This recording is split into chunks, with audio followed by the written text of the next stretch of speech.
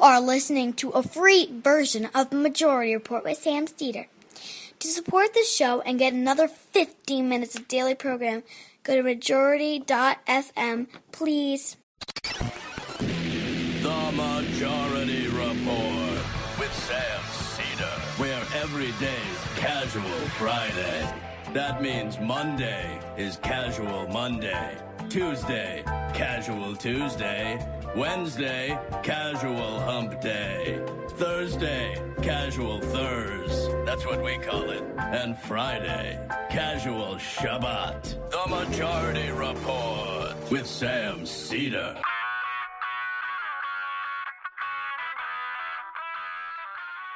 It is Friday, September 27th, 2019. My name is Sam Steeder. This is the 5-time award-winning Majority Report.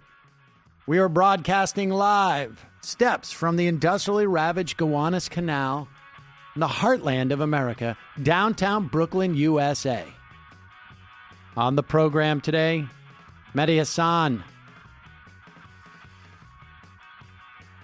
senior contributor and columnist at the Intercept, host of the Deconstructed podcast there, also a presenter and interviewer on Al Jazeera English. Also on the program today, impeachment heats up. So, of course, Democrats go home on break. However, a majority in Congress now signed on for impeachment. Not a majority of Democrats. A majority of members of the U.S. House of Representatives. Meanwhile, public support for impeachment grows. Can you imagine? Exactly. It's almost like if you build it, they will come. Trump jokes about killing the whistleblower. And no joke, Donald Trump slashes refugees cap from 110,000 in 2016 down to 18,000 refugees we will be allowing in the country. Maximum. Also on the program today, Eugene Scalia confirmed as Labor Secretary. Yeah, that's Scalia. And the insider trading, charter flight taking, corrupt Tom Price drops into the Georgia Senate race.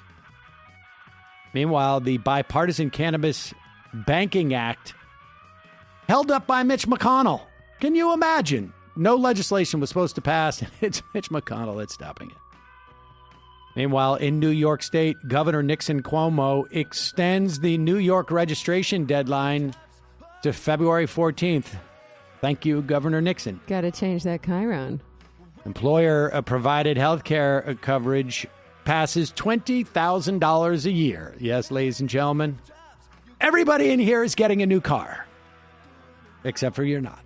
And mortgage lenders are now pricing in climate change. All this and more. Just sell your house. Program. Exactly. Just sell it. Sell it. Super easy. Oh, and I forgot this one too. I didn't make it into my stack by mistake, but I had read it. Total bedlam at Fox News right now, as you can imagine. But we will get to that. We will get to that later in the program.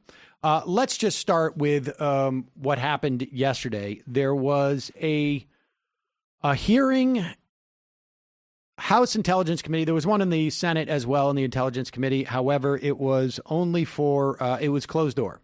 And Joseph Maguire, the acting director of national intelligence, brought to the committee to explain, and this was, they ultimately, before he came in, they released the mock-up of the transcript of the phone call. We know it's not the actual phone call because we know what happened to the actual transcript of the phone call.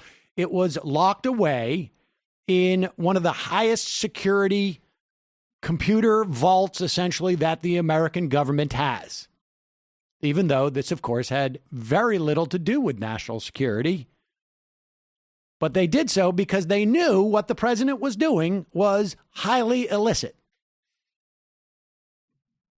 Joseph Maguire received this whistleblower complaint, which we now know was from someone working within the CIA who had heard in the context of multi-agency discussions all of these things, which pointed to the president of the United States leveraging his power to receive from a foreign government a contribution in kind, as we call it. This would be a free gift as to manufactured dirt on someone he anticipated might be his political opponent. Maguire is being asked by Adam Schiff, why didn't you bring us the complaint? And Maguire had two answers. One is, well, I didn't think it was urgent. And that's a statutory obligation to bring it to Congress if it was urgent within 7 days. And he didn't think it was urgent. Fair enough. But then he decided unilaterally, well, there may be executive privilege issues. So even though this is a complaint against the White House, I'm going to see if the White House thinks it's appropriate for me to give it to you. We went to the White House first to determine, to ask the question. Okay, that's all I want to know is chronology. So you went to the White House first. So you went to the subject of the complaint for advice first about whether you should provide the complaint to Congress. There were issues within this, a couple of things. One, it did appear that it has executive privilege. If it does have executive privilege, it is the White House that determines that. Pause it. Now, I should say, throughout this entire situation, Maguire says, I'm not a lawyer. He can apparently the only thing that this guy knows about the law is that it appeared to have executive privilege. It is the White House that determines that. I cannot determine that as the Director of National Intelligence. But in this case, the White House, the president is the subject of the complaint. He's the subject of the wrongdoing. Were you aware when you went to the White House for advice about whether evidence of wrongdoing by the White House should be provided to the Congress, were you aware that the White House counsel has taken the unprecedented position that the privilege applies to communications involving the president, when he was president, involving the president when he wasn't president, involving people who never served in the administration, involving people who never served in the administration even when they're not even talking to the president? Were you aware that that is the... What happened? Something froze. Well, he goes on to basically, he's making the argument here. Just pop it back up and continue to play here. He's making the argument to Maguire, when you brought this over there, were you aware of the fact that they have deemed that just about everything is executive privilege? Even when he was not the chief executive? Even when he was just a private citizen? President, involving the president, when he was president, involving the president when he wasn't president, involving people who never served in the administration, involving people who never served in the administration even when they're not even talking to the president. Were you aware that that is the unprecedented position of the White House you went to for advice about whether you should turn over a complaint involving the White House? Mr. Chairman, as I said in my opening statement, I believe that everything here in this matter is totally unprecedented, and that is why my former directors of national intelligence forwarded them to you whether or not it met urgent concern or whether it was serious. This was different. And to me, it just seemed prudent to be able to check and ensure as a member of the executive branch before I sent it forward. All right. My sense after watching all of this is that Joseph Maguire is a guy deeply, deeply in over his head. And he didn't know what to do. Now, this is a guy who has had, if you're into that type of thing, a stellar career in the military and special ops over many, many years, who I think has a sincere belief in public service in the way that he has gone about it. I think he has integrity in that respect. But here's a guy who was a deer in the headlights when he got hold of this. And if anything, what this speaks to is a problem in our culture. Because if your first instinct when you're panicking, when you get the whistleblower complaint about the president of the United States is to think, I've got to give the president of the United States an opportunity to protect himself. and involved with executive privilege here, as opposed to, I should give this to Congress because this is the Inspector General who I respect and think has done their job in a fair and competent way, says this is red alert. Then you go with the process. I mean, he spent a lot of time saying, I took 11 oaths to the office under the Constitution. Well, in this instance, then you go with the process. You don't freelance and say, hey, I'm not qualified to make any decision other than the White House might want to call this executive privilege. Now, maybe had they done that, he would have leaked it in some other way, or I don't know. But working through this on those hearings is exactly what we should see day in, day out over the coming months. I don't know that we will, and I have a feeling that Mehdi might have something to say about that in a moment. Before we take a break, I want to tell you support today for today's show comes from MOVA Globes. Heard me talk about these. I have it right here. Maybe sometimes you've noticed lately. I'm over there playing with the globe a little bit. These things turn all on their own. They with or without a base. In my instance, I have a little plexiglass base. You can put them in any setting. They do great in any type of lighting situation. No batteries are needed. There's no cords or anything like that. Hidden magnets provide the movement. They have 40 different designs, which includes like world maps, historical world maps, outer space. They have some famous artwork globes, something for everyone here. The Outer Space Collection even has a graphic that's provided by NASA. I think they also have a globe, too, that looks like the Earth from space. That's extremely cool. But they also have like Pluto. They got Uranus. I got a 6-year-old kid, so whenever I bring up Uranus, holds up. Ridiculous. That's still funny. It's still funny. Yeah. Don't pretend you've matured out of that. No, I haven't, but I generally do pretend. They got one that traces the voyages of Captain James Cook. 3 different voyages all around the world. They got other vintage maps. And when you go back, you see, like, it's fascinating to see, like, oh, there was no Antarctica when James Cook went around the planet. You know, that thing. They have Van Gogh. They have Monet artworks. There's one of Mars, which is pretty cool. I can plan out my communist space colony. You could. Like I say, these are awesome as gifts, awesome to have around the house, awesome to have on your podcast desk.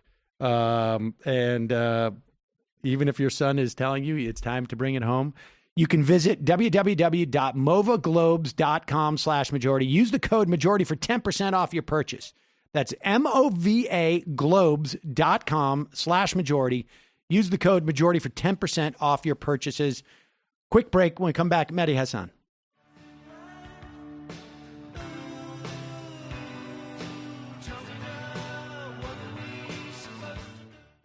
We are back. Sam Seder on the Majority Report on the phone. It is a pleasure to welcome back to the program senior contributor and columnist at The Intercept, host of their Deconstructed podcast, also a presenter and interviewer on Al Jazeera English. In fact, you just had Julian Castro on, and I guess you didn't necessarily plan to talk about impeachment, probably when you booked him. But Mehdi, welcome to the program. Thanks for having me, Sam. So let's just, and you wrote a piece in The Intercept, which I think captures my frustration at this moment. But before we get there, because it appears that after the first hearing yesterday, which I think one could argue would be what should be a series of testimony, I should say, regarding impeachment, regarding the whole Ukrainian question. It sounds like Nancy Pelosi is still going to have Congress take a vacation for 2 weeks. You know how important vacations are for politicians, Sam. It's very important, even in the middle of the biggest political crisis of 2019. I mean, Sorry, go on. No, please go. No, I was going to say, I mean, look, I'm torn on this. On the one hand, obviously, I'm not going to come here and defend people taking vacations in the middle of as fascists and racists take over the country. On the other hand, I am slightly worried about the reports coming out this week. This is why I wrote the Intercept column about the idea that they want to get this all done and dusted quickly so they can get back to, I don't know what, infrastructure week. They want to get this impeachment vote done. They want to narrow it down to Trump's dealings on Ukraine and Biden. They want to get it on the floor, vote it, and send it over to the Senate. And that's a problem for me because I think you only get one shot at impeachment, and that one shot needs to cover everything Trump's done that's impeachable, which is a lot of stuff, Sam. Well, I am so baffled by this. I mean, I understand it insofar as Pelosi did not want to do this. I think it was, and Ryan Grimm over at the Intercept wrote a piece that showed sort of that the long journey to this impeachment. And largely it seems that a lot of those frontline Democrats, when they went home in August, heard from their constituents, like, you got to impeach this guy. And this, of course, was before the Ukraine stuff. Remember what they were saying? Nobody wants impeachment. The public doesn't want impeachment. Well, number one, your base wants impeachment. And why is it only the Republican Party cares about what their base wants? Why does the Democratic Party never care what its base wants? And now you're looking at the polls that are out this week in the first 48 hours after the transcript has come out of the phone call, the whistleblower complaint. You're seeing the polling already shifting. Already. So, those of us who said public opinion will move as leadership is shown, I think we've already been vindicated in the space of 48 hours. I think over the space of the next 3 to 6 months, we'll be vindicated further. And I would say this, that not only has the polling moved by 7 points, but there was Business Insider had a poll that shows that not only do people, we have 43% now saying that he should be impeached, but when you look at this polling, 38% think an inquiry is the right thing to do and will help Democrats electorally. 19% think an inquiry is the right thing to do, but will hurt Democrats electorally. So even though those numbers only 43% that's a good point. should be done, a lot of that hesitation is a sort of like the American voters, pundit saying, like, I don't think this is going to be good politically.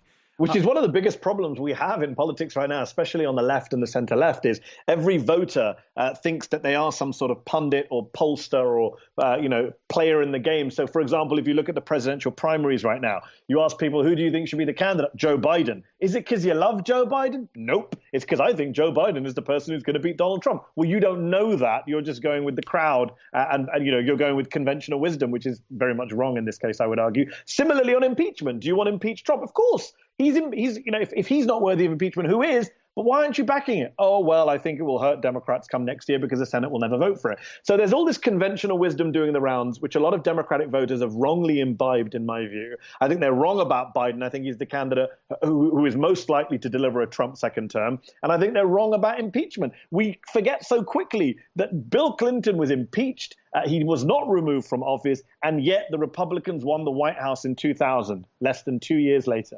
Right. And I mean, I want to interrogate just a little bit more because I think what it is, and look, I saw this after 8 years of Reagan Bush, the sort of the fear and exhaustion that Democrats had. And they were, the huge sigh of relief when Clinton got in. I saw this after George W. Bush, at least in 2004, where there was this sort of like notion we got to go with some type of safe choice. There is a fear. I mean, and, I think it's a legitimate fear that Donald Trump will win re-election, that the Democratic leadership fails, it seems to me, to project any type of strength or confidence in any situation, and that sends a cue to the voters as well. Exactly. I think you're right about the cues. And, as I wrote in my Intercept column yesterday, I quoted the famous Israeli foreign minister on, his put down of the Palestinians at the UN, that the Democrats never miss an opportunity to miss an opportunity. This is a huge opportunity now, the chance to impeach a president with a legitimate cause, not the kind of spurious impeachment that the Republicans did against Bill Clinton, but a very legitimate impeachment, which even, some Republicans, a tiny handful of Republicans Republicans, like Justin Amash, who is a Republican, even though he's left the party, have said there's a very clear case for impeaching him over Mueller. 1,000 former federal prosecutors, including many who served under Bush and Reagan, have come out and said, yes, impeach him over obstruction of justice. And I think you'll see more, starting to peel away. Not many, but you'll see some. And that's a problem when the Democrats themselves don't want to show that leadership. I think there was somebody made a gag earlier this week. William Weld, former Republican governor of Massachusetts, who's running against Trump in the primaries, if the Republicans even allow primaries. Right. He's trying to challenge Trump. He said Trump should be executed for treason, which is, I think, ridiculously over the top. But isn't it ironic that a Republican guy is calling for the execution of Trump, while Nancy Pelosi, up until Tuesday, 4 o'clock, didn't even want to impeach the guy? And now, so now she doesn't want to impeach him, but then she makes the decision, all right, we have to go through it. What is the rationale that if we do this really quickly, I don't understand what the theory is here. Like, I can understand, I don't agree with it, but I can understand why she was afraid of it. But it's what's the argument? Well, we impeached him, but we did it really quick. I don't get. I'll be honest, I don't understand the theory either, because I was having a conversation with a colleague who was reading my piece and who said, well, what do you want? What's wrong with just getting him? It's a slam dunk. Do Ukraine, be done with it. You win the vote. The public are on board. And I said, well, you have to take a step back and ask, what is the point of impeachment? Exactly. For me, there's only two purposes to impeachment. Number one, to morally draw a line in the sand and say, this is wrong for the sake of history. With one eye on history, you say that we did not sit silently while this neo-fascist abused children at the border and obstructed justice on a daily basis and enriched himself at the U.S. taxpayers' expense and involved himself in campaign finance crimes in front of our eyes. All of the many impeachable offenses that he's done. We didn't sit quietly. We drew a line in the sand. We impeached him in the House of Representatives. That's one argument. The other argument is the political argument, which is actually it will hurt Trump. The idea that it won't hurt Trump, the idea that Trump wants to go into the next election, having been one of only 3 men in human history to be impeached by the House of Representatives, is absurd. There's no scenario in which the most thin-skinned, narcissistic, egomaniacal, megalomaniacal individual in the United States of America right now, who's obsessed with comparing himself to Abraham Lincoln and Ronald Reagan and others, is going to be okay about being impeached, or that won't harm him. And the idea that Nancy Pelosi says we get this done in a rush, that doesn't deal with the moral question of why you're leaving out all these other crimes, high crimes and misdemeanors he's committed. And it doesn't deal with the political question, which is if you get this done by November, then what? What, you've got a party to go to? You've got hair to wash? What is the rush? You're going to get back to legislating? Nancy Pelosi knows better than you and I do, Sam, that her bills are stuck in the Senate. The same Senate that's going to vote down impeachment is also not passing any of her bills. Yeah, I would add actually a 2-A to the political calculation you're making, because once you force a vote on impeachment, it's basically everybody is declared. I'm either protecting Donald Trump or I'm out to hold him to account. And that is something that the Democrats have always had trouble doing, is nationalizing congressional races and senatorial races. And this seems to me to be a perfect way to nationalize all these races. You go in, it's quite simple. This guy voted to protect Donald Trump, and you choose voter. It's simple for you and I, Sam, and it's simple for a lot of voters. It's not simple for a lot of the Democratic political elites. That's the reality. The reality is that you have senators like Dianne Feinstein saying, well, do I want to lose Susan Collins from the Senate? She's literally said that openly on the record. An absurd statement to make for Senator Susan Collins, who, thanks to her, Brett Kavanaugh is on the Supreme Court. You have Joe Biden. Recent reporting has revealed that Joe Biden said to Mitch McConnell, we hope to see you back, Mitch. We want to see you get, he said that, Biden. So when you have leading members of the Democratic Party saying, you know what, we're kind of okay with our Republican colleagues. We dine together. We go to the gym together. We're pals. When you have Kamala Harris even standing on the debate stage the other day referring to, quote, the late, great John McCain, which I think is an absurd statement to make about a former Republican presidential candidate who for his entire life until that healthcare vote voted against Democratic Party interests again and again and again. When you have that kind of mindset at the top of the party, it sounds easy in theory for you and I to say it's obvious this is the political move to make.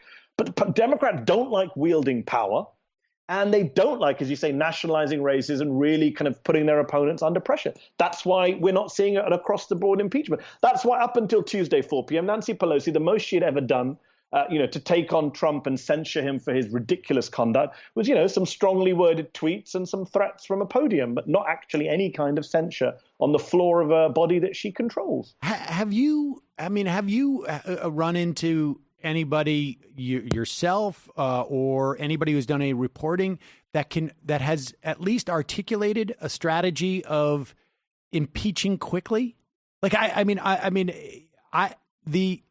it just seems to me that, like, once you've impeached, you're going to pay the price. You might as well, if you think that's the idea, like you're going to pay a price, you might as well get something out of it. I mean, do they think that it will, like, if they impeach and it's not like it doesn't go to April or something, that somehow it's going to demotivate Republican voters? I don't quite get it. What is the theory, though, that, like, if we get impeachment over quickly, the pain that we will feel from impeachment will go away, even if we vote to impeach him? Like, I don't understand what even the theory is. I don't think they've thought that far ahead. I think they've just thought about internal party unity.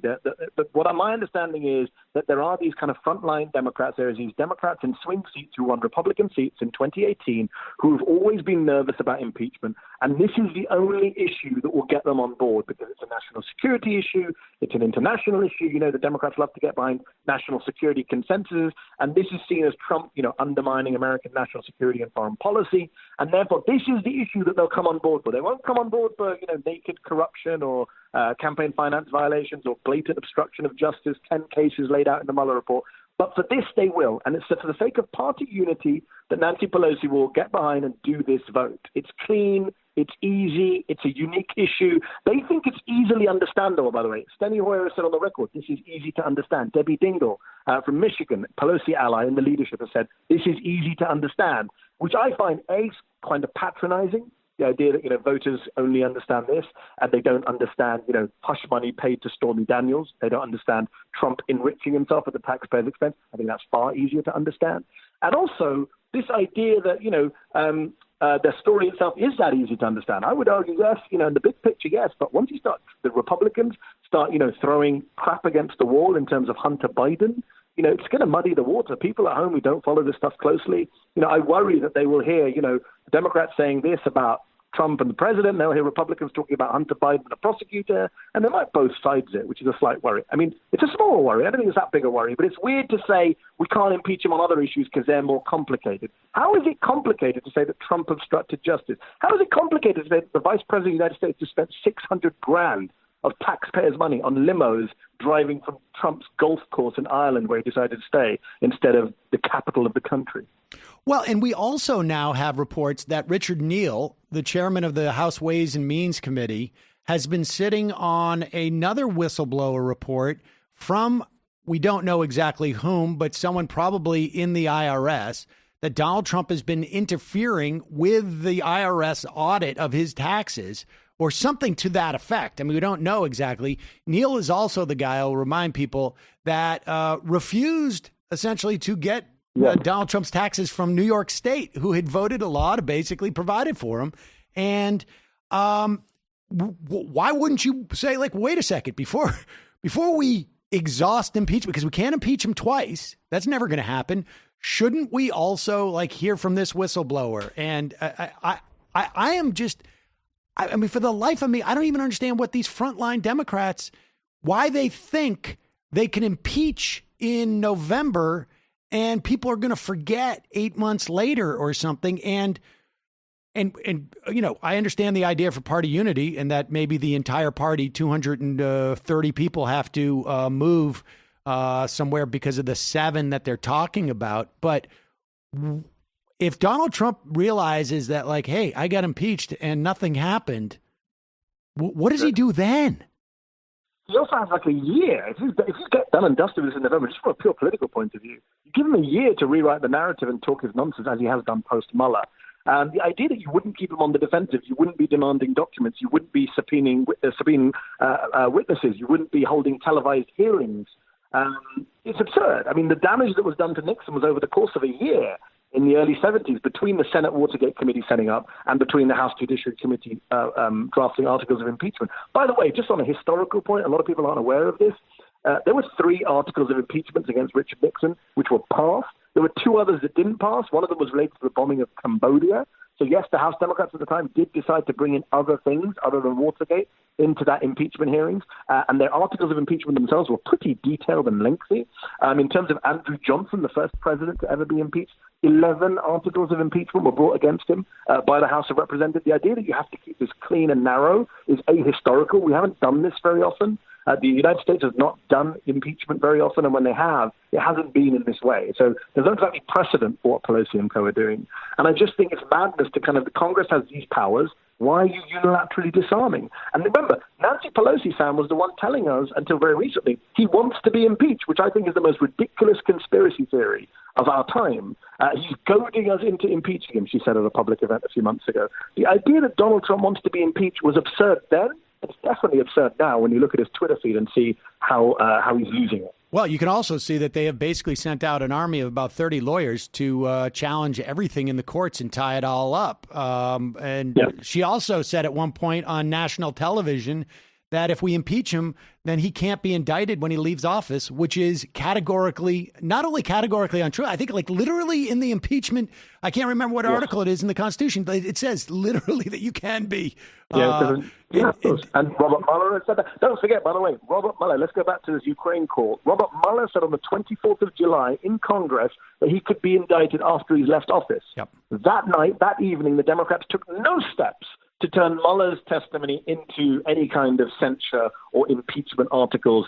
The very next day, the 25th of July, Donald Trump, who thinks, hey, nothing could happen to me, even after Mueller testifies, makes the call to the Ukrainians. Right. And,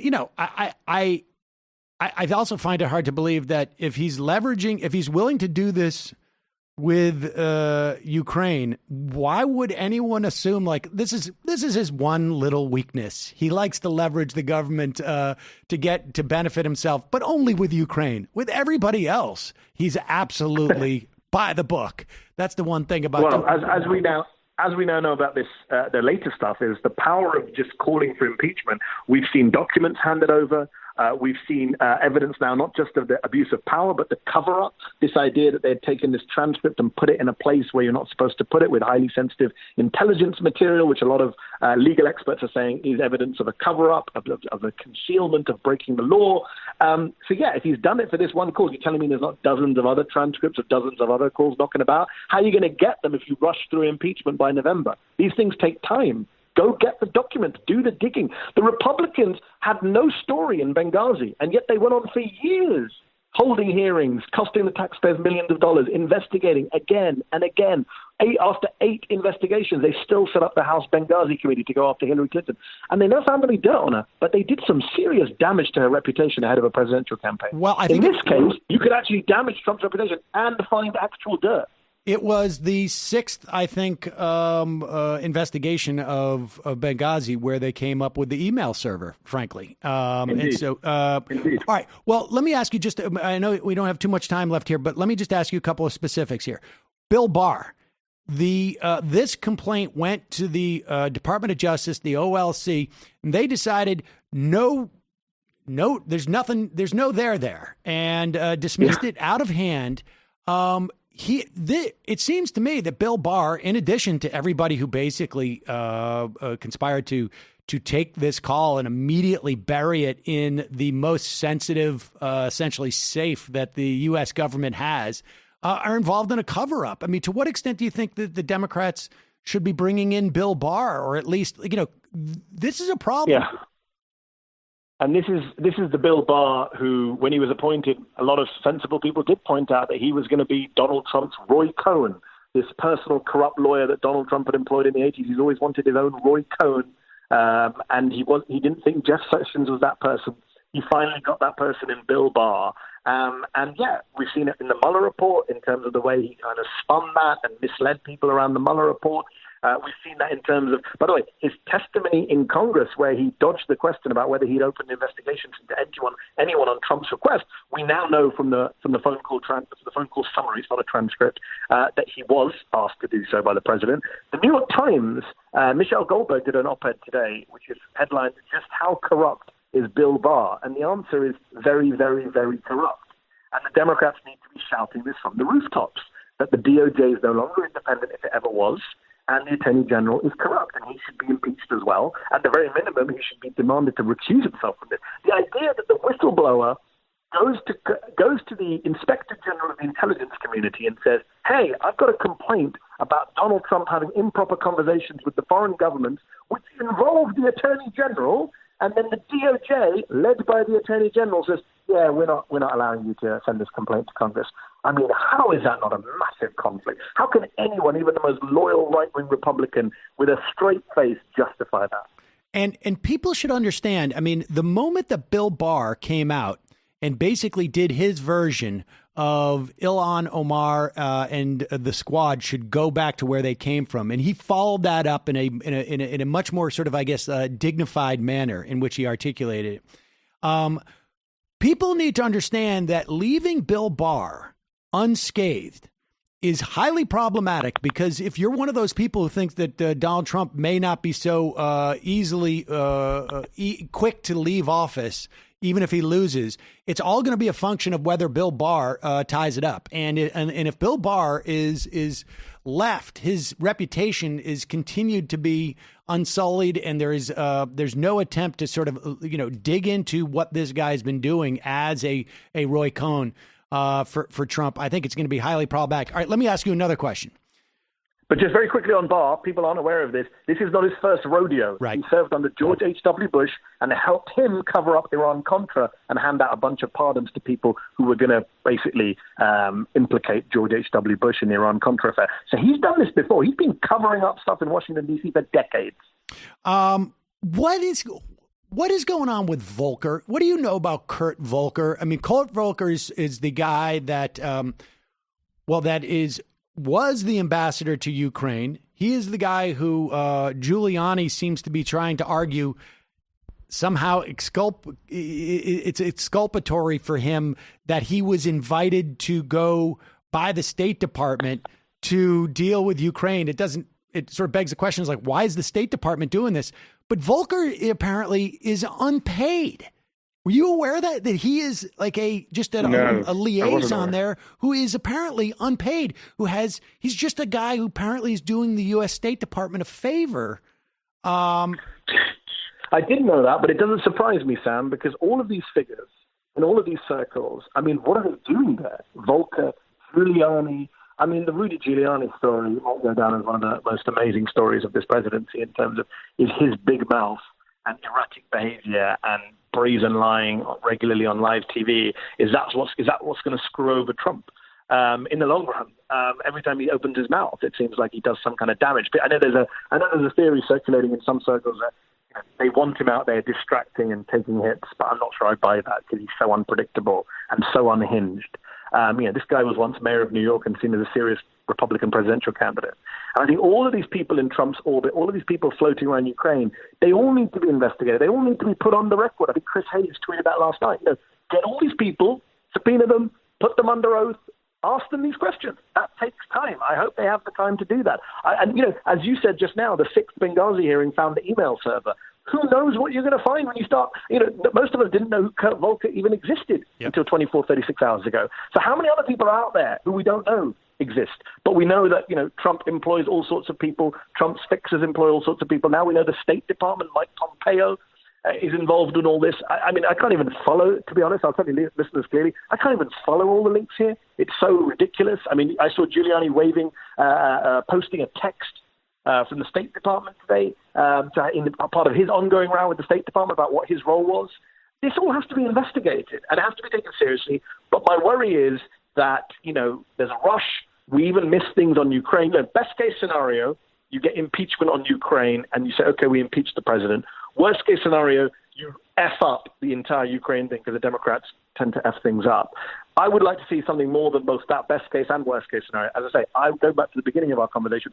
I would like to see Trump held to account and impeached for torturing children at the border, for being involved with Michael Cohen in paying illegal hush money to Stormy Daniels on the eve of the election, which helped him get elected, for obstructing justice on 10 different occasions, as the Mueller report pointed out, for illegally trying to divert aid from Puerto Rico, where 3,000 Americans died, and diverting it to Texas and Louisiana. That's impeachable. For threatening to use the U.S. government to go after Amazon and the Washington Post. That's impeachable. I would like to see those things held up. There's no reason the Democrats can't do all of this. I don't buy that they can't do all of this. Of course they can. I agree with you. Mehdi Hasan, Thank you so much for your time today. Really appreciate it. Thanks, Sam. All right, folks. There you go. Contact your Congress people. I mean, this is actually, we've talked. I've cited Ryan Grimm's reporting quite a bit over the past week. But the fact of the matter is, the reason why impeachment happened, it's hard to make a counterfactual. But even in the absence of this Ukraine stuff, we were moving towards impeachment because these frontline Democrats had heard when they went back from their constituents, you got to do this. And they made the calculation that if we don't do it, I'm going to lose these people. They're going to be depressed, essentially. And their morale is going to be low, and they're not going to come out. They're not going to campaign for me. Because the people who show up at the town halls, those are the people you need. The Democrats who show up at your town hall, if you're a Democrat, you need those people not just to say, like, I'm going to vote for you. You need those people to phone bank for you, to get their friends to vote for you, to get their friends to come out and vote, to get their friends to come out and vote. You need those people. And when they show up at a town hall and say, not only am I not, like, I'm mad at you, it has an impact. And so you need to get out there. This is why primaries are effective, even if you like your congressperson. This is why being active is helpful. This is one of those moments where you contact your congressperson and you tell them to demand that Nancy Pelosi has a full and thorough investigation, hold Donald Trump to account, not only on Ukraine, but on everything else. And not only hold Donald Trump to account, Bill Barr, Mike Pompeo, Rudy Giuliani, and that's, 4 asks. A thorough and complete investigation, one that it goes beyond Ukraine and includes Giuliani, Pompeo, and Bill Barr. Because again, it's going to be Bill Barr who the newscasters on November 9th, after Donald Trump loses the election, God willing, who comes out and says, well, there's been discrepancies and we are filing a motion to the Supreme Court to enjoin the announcement of the, this is how it's going to go down. It's definitely going to happen. And this is also somebody who is just, I guess I shouldn't put words in his mouth, but this is the famous Nixon line that everybody grew up with is like, this is not how it's supposed to be, where it's like, if the president does it, it's not illegal. In Right. the Frost-Nixon interviews, that's what Bill Barr thinks. Clearly, even beyond Trump. I think this is true. Pure Dick Cheney unitary executive combined with being a consigliere for a lunatic criminal. And if Bill Barr's involvement in things like this is not described to the public, if the public does not have any education on who Bill Barr is, and they just think, oh, he's the attorney general, not he's the attorney general who quashed this whistleblower complaint, not he's the attorney general who mischaracterized the Mueller report. If they don't see him as the partisan hack that he is, it's going to be that much harder to disregard what Bill Barr is saying on the day that he decides, like, well, Donald Trump won the election. Right. Exactly. I want it to be broader in scope for both normative and strategic reasons, but it's just for all the reasons you're outlining. Like, you need to delegitimize all of them because they're all legitimate.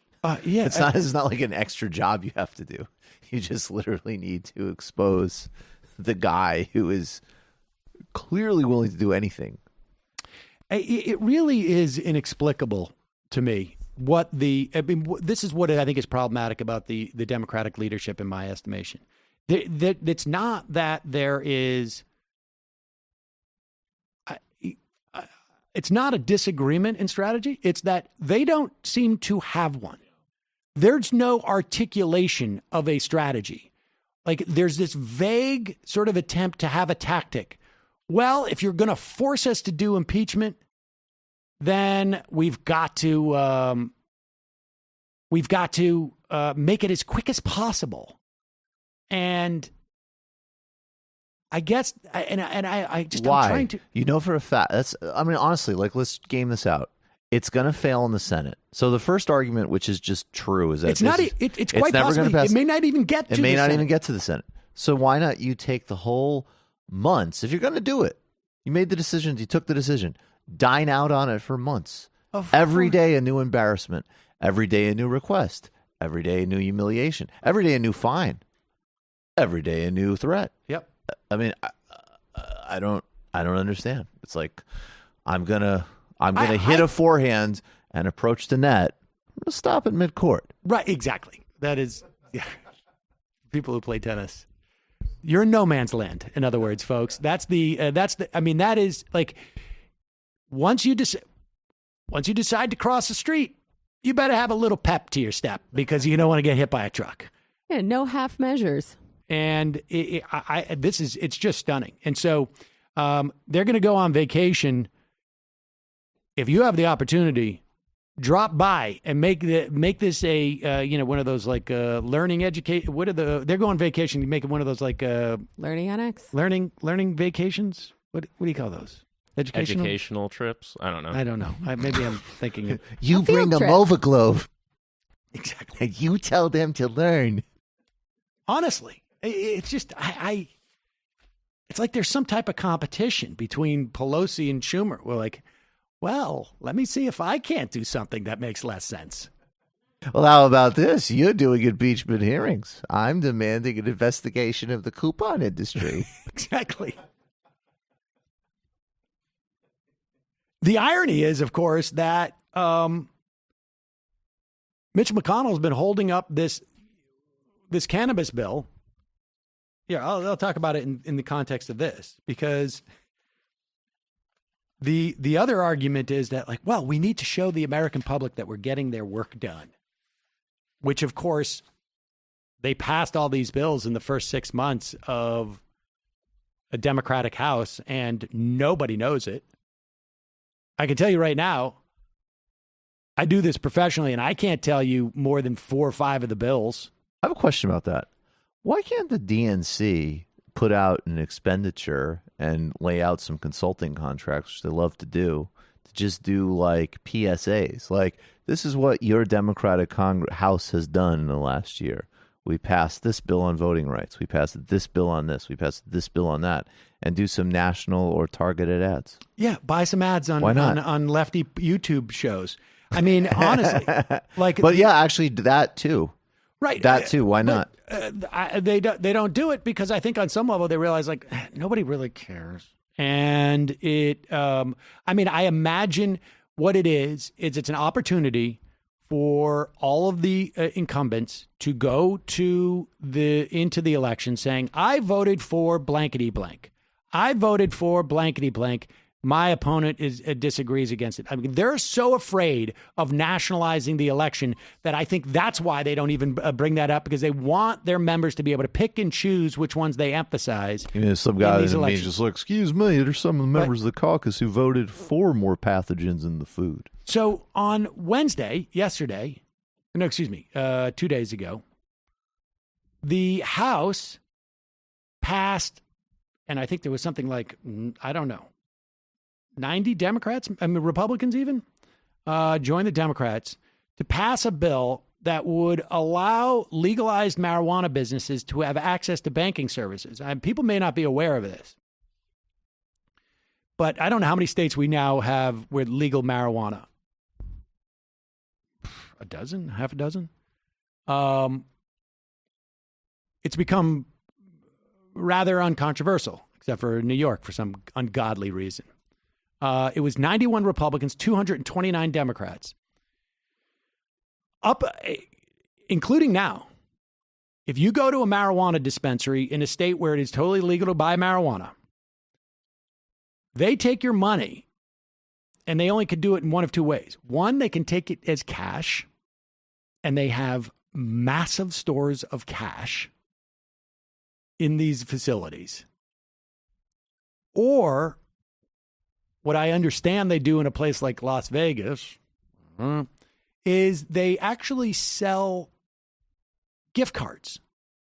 And so when you go up with your credit card, you buy a gift card, and then they use the gift card to redeem to get your pot. And they do this because the banking system will not take and allow for credit or do any credit card transactions if you are involved in selling marijuana because of federal law. And so they have not had access to banking. So what it does, it creates a little bit of a problem, right? There's a lot of cash there. It's rather inefficient. And you have 229 Democrats, 91 Republicans on Wednesday voted for this cannabis banking bill. And it took months to get Republican support. Months. And I think there's two things that you can learn from this. One is that obviously the stuff, pot has no longer, it's lost all of its salience as a cultural issue for conservatives in this country. And two, that if impeachment is having any impact on the ability of lawmakers to make law, it is helping. Because everybody, I think, is scrambling to be like, I want to be doing something if I'm a Republican. Now, I don't know. Mitch McConnell may be holding it up. But the idea that somehow you cannot, you've got more laws passed. You got your first bipartisan bill. And it came after impeachment was announced. It just makes no sense whatsoever to me. It makes no sense. The thinking here, articulate an idea, but they're not doing it. All right. Oh, shoot. Folks, the AM Quickie is live. It's live on its own feed. We were supposed to do this at the beginning of the show. So there's two things that we're going to talk about. First is, if you go to amquickie.com, can we put this up on the amquickie.com? We put it up as a chyron. amquickie.com will redirect. It will redirect to our Fans FM AM Quickie. There it is. You can subscribe with your on iTunes, your Mac, your PC. You can subscribe with your podcast app on your iPhone, or you can copy and paste that feed into your podcast app. Let's say it's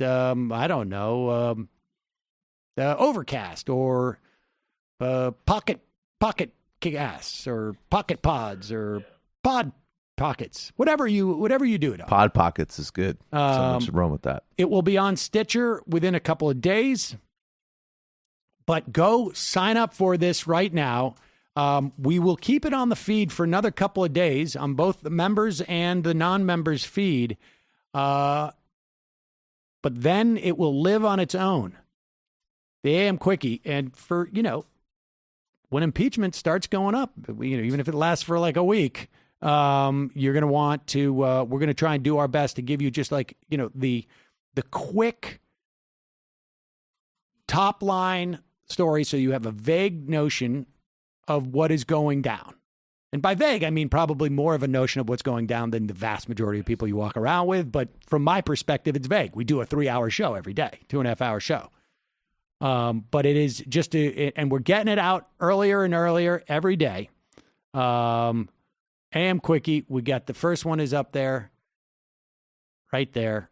And we try and put links in there too for all the stories that we do. And so check it out, the AM Quickie. Tell your friends about it. And boom. All right. Yeah. Looks good, right? That's a nice looking pretty logo. Little logo there. I like it. The AM Quickie, ladies and gentlemen. Also, I had promised today we would be doing a little bit of a rundown on Steven Crowder. I've been teasing this for some time, that Steven Crowder, in 2 separate occasions, has literally ended his participation in a forum to avoid debating with me. But it's easy for me to come here and say this. But on Wednesday of next week, because I will be gone for the Rosh Hashanah, on Wednesday of next week, I will show you. I won't just say it. I will show you. So, Stephen, enjoy your weekend. Enjoy Rosh Hashanah. It's a new year. As they say on Rosh Hashanah, it is written. On Yom Kippur, it is sealed. And so during this period of time, I will forgive you. That is what I will do. I will forgive you during that period. You give them the chance to atone. That's what it's all about, right? Exactly. And so we will do that next week. All right, we're going to take a quick break. When we come back, we're going to be talking quite a bit about the hearing yesterday. We'll talk a little bit more about impeachment. We've got some other stuff here, too, as well, of course. See you. Oh, wait. What am I talking about? Don't forget, you can support the show by becoming a member at majority.fm. I'm completely sleep deprived, I think. Yes. The impeachment stuff has got me going quite a bit. You can support this program by going to jointhemajorityreport.com, jointhemajorityreport.com. Check it out. Just pennies a day. Also, justcoffee.coop, fair trade coffee, tea, or chocolate. Use the coupon code MAJORITY and get 10% off. Don't forget to sign up for the AM Quickie. And also, today is Friday, which means that Tuesday must have happened already. It happened. But take your foot off. Oh, sorry, guys. I'm really tired. Michaela Milk. I'm becoming you. Michaela Wilkes is running for Congress against Steny Hoyer. She's really great. We talked to her. Then we had an incredibly fun time with Mike Racine, including reminding everybody about the Jeffrey Epstein story. So patreon.com/TMBS, Michael Brooks Show on YouTube. Get your tickets to the Philly Live Show. And really quick, October 6th, I'm going to MC an event called Comedy for All, a socialist social with Lauren Ashcroft, who is running for Congress and is a DSA person and a stand-up comedian. So she's actually going to give her stump and tell some jokes. And that is at Catch Astoria. So check out the event and let's try to... Where is it at? Catch Astoria. It's in Astoria. Catch Astoria?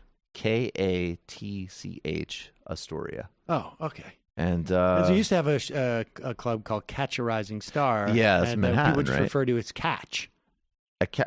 Sometimes we Catch Manhattan, but Catch Astoria does not sound like that. Catch Astoria. Primaries are good, and primaries by legit leftists who are also funny are even better. So see you there, and see you in Philly. Keep that in mind, Chuck Schumer. There you go. Jamie. This week on the Antifada, we speak with Novara Media's Aaron Bastani about his great new book, Fully Automated Luxury Communism, interrogate exactly what he means by that, and go through some of the critiques that have been leveled as well. Also out today, we have a bonus for our patrons edited together from Andy's appearance on our friend Corey Pine's podcast, News from Nowhere.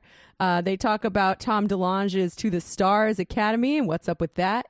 The Navy's admission that the videos of UFOs are in fact real. And then they discuss Posadism. Corey interviews Andy a little bit about this wacky ideology that Andy's writing a book about. And they finish it out with an essay on Blink-182's song, Aliens Exist. So check it out, folks. There you go. Oh, also our live show is still October 12th at Littlefield, NYC. Get your tickets. We got a link at majority.fm. Indeed. October 12th. My whole social calendar is getting filled up now. Look at that. Matt is off somewhere. I don't know where he is. Just sabotaging the sound and the phones from afar. Yeah, I think he went to a voodoo doctor down in New Orleans and was like, I want to sabotage a podcast. Well, there you have. Oh, now I'm brought a microphone with him. I'm even more envious now. But you can Still waters run deep. check out Literary Hangover at patreon.com/literary hangover. All right, quick break. Fun half.